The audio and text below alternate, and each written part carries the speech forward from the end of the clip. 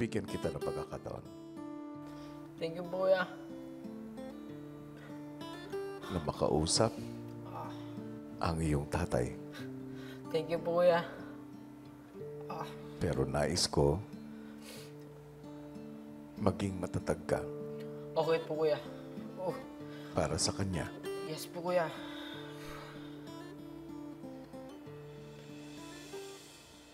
Oh, oh. Time first, time first. Wait po, kuya. Ayun. Hey, Dad.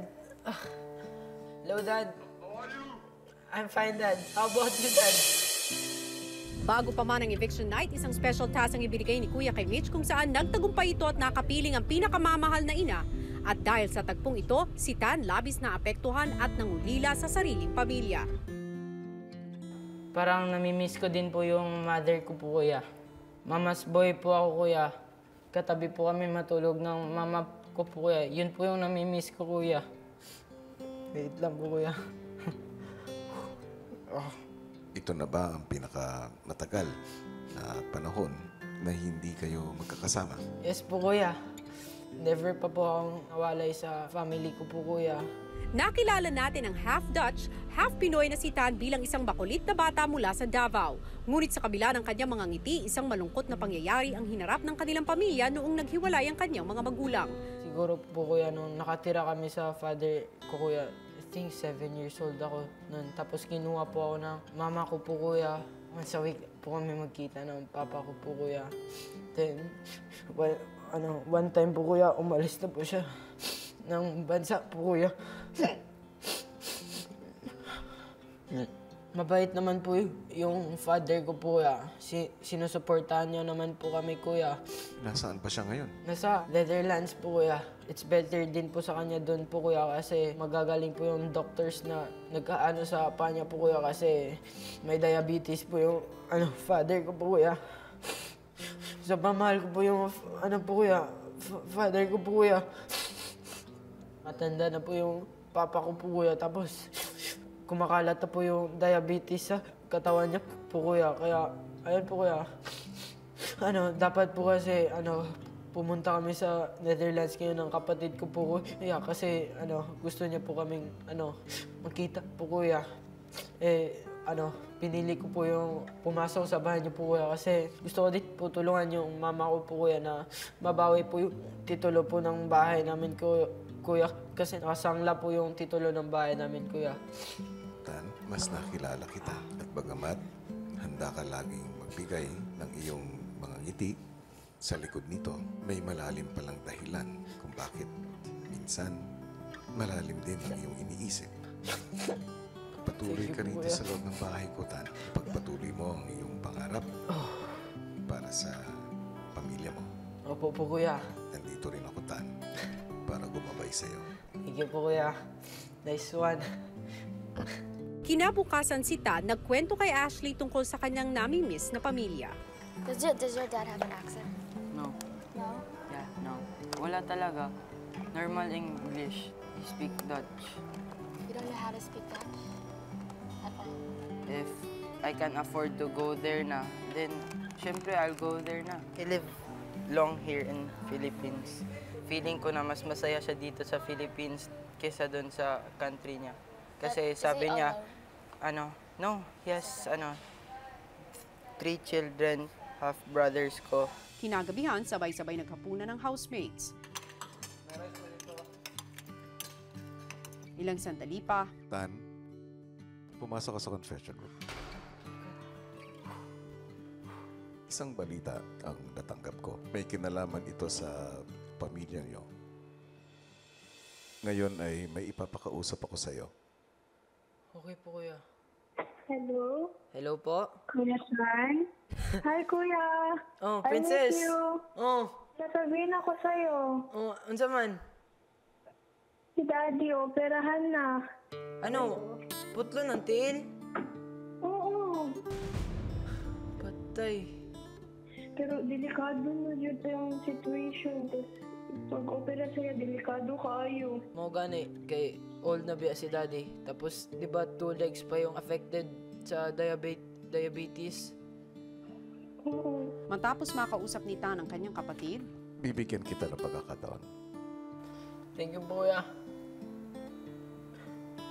na makausap ang iyong tatay. Thank you po, kuya. Pero nais ko maging matatag ka Okay po, kuya. Oh, para sa kanya. yes po, kuya.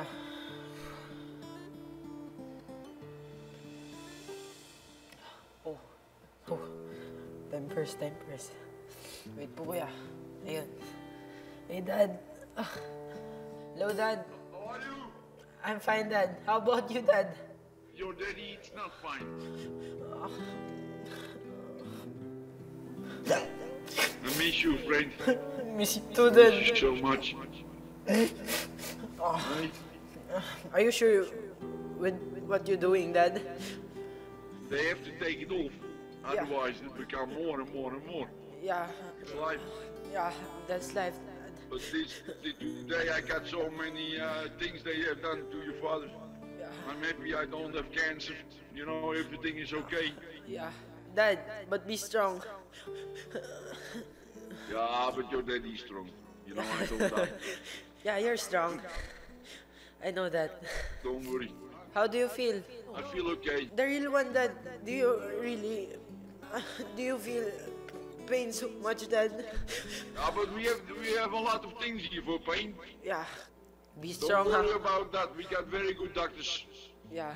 You know, That's and, good. I got also a very good doctor in Davao. Sayang, I never see her anymore. That beautiful lady. But anyway, Dad, stop that na. they Don't be, always ano na. take good Chick care of boy, me. ah. All the doctors what I got were good doctors. Yeah. You will live long pa. I'll pray for you. Thank you. Yeah.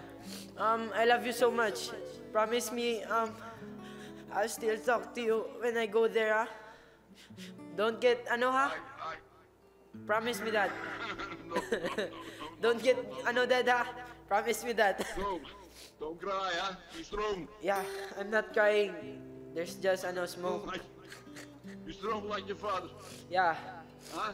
Yeah, okay, Dad. Love you, Dad. Love you so much. Love you.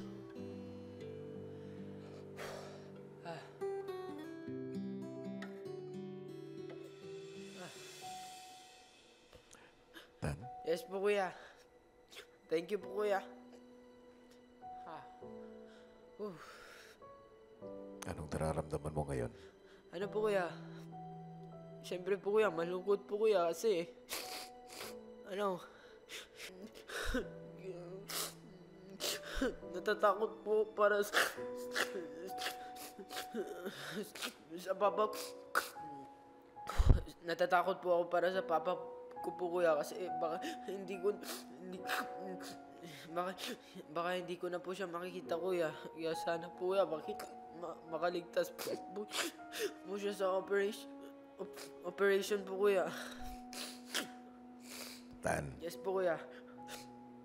binigyan mo siya ng lakas ng loob. Naging matapang ka para sa kanya. Siyempre po, kuya, kasi kapag pakita po ng kainaan ng loob para sa kanya, kuya, magiging mahina din po loob niya po, kuya. Alam ko kung gaano kahirap ang sitwasyon mo. Yes po, kuya. Pero tulad ng sinabi ng iyong ama, Huwag iiyak, ha? Huwag iiyak. and be strong. Yes.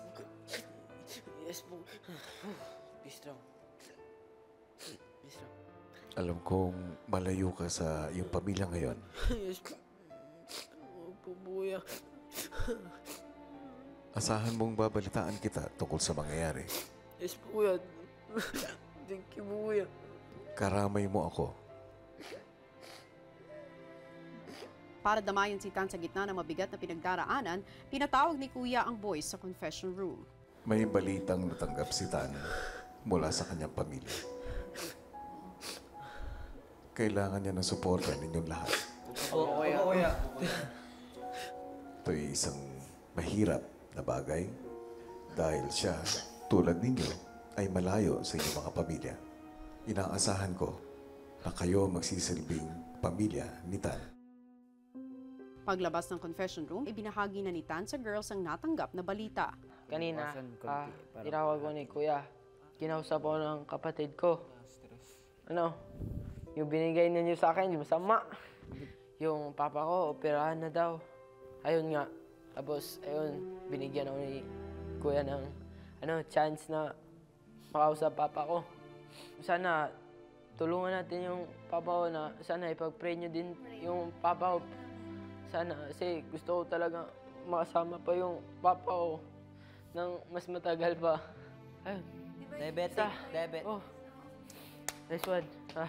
Stay strong, baby Thank you. Pero wala ginihila. Nice. Wala ko nilak. Ang housemates nag-alay ng panalangin para sa ama ni Tan. Ngayon po, humihiling po kami ng tulong na sana po ay gabayan niyo po ang magiging operasyon para po sa tatay ni Tan. Kayo na po sanang bahala na bigyan pa po ng lakas at makayanan po yung harapin niya pong operasyon. Lalo niyo pong patatagin ang buong pamilya po ni Tan, especially po si Tan. Thank you. Thank you mga kuya at ate ko. Nice one. Thank you. Kiss ko, be? Thank you. Strong.